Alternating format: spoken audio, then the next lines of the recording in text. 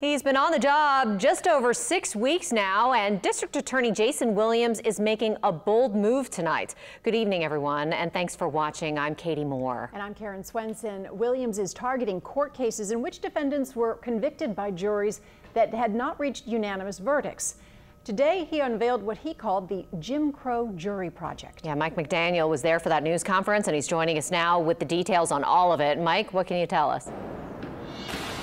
Yeah, well, this is really one of the campaign promises from District Attorney Jason Williams, who says that he has a goal of overturning what he calls unjust convictions when it comes to Jim Crow era juries. Earlier today, in this very courthouse, the DA's office vacated 22 convictions that were based on split juries. Now, let's take this back a bit. 2 years ago, Louisianians went to the polls and voted to reject non-unanimous jury verdicts. And just last year, the U.S. Supreme Court ruled that they were unconstitutional. Now, that ruling is not retroactive, although there is a case pending before the High Court that could open that possibility.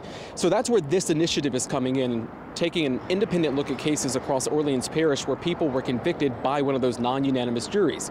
Here in Louisiana, according to a report from the Promise of Justice Initiative, there are about 1,500 people still in prison because of a non-unanimous verdict. Of those, about 80% are black, and most are serving life sentences without the possibility of parole. District Attorney Jason Williams says this is a step in repairing injustice in Louisiana's legal system. For far too long, New Orleans has just simply been ground zero for unfairness in the criminal legal system. This broken system has doubled down on mass-producing convictions and over-criminalizing that has done absolutely nothing to increase public safety.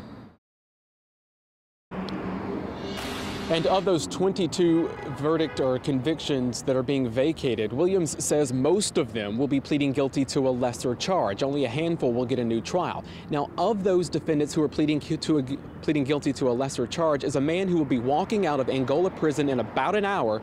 I spoke with his daughter just a few minutes ago. She's on the way to pick him up. We'll have their story coming up tonight at 10. Live outside the Orleans Parish Courthouse, Mike McDaniel, Eyewitness News. All right, thank you, Mike.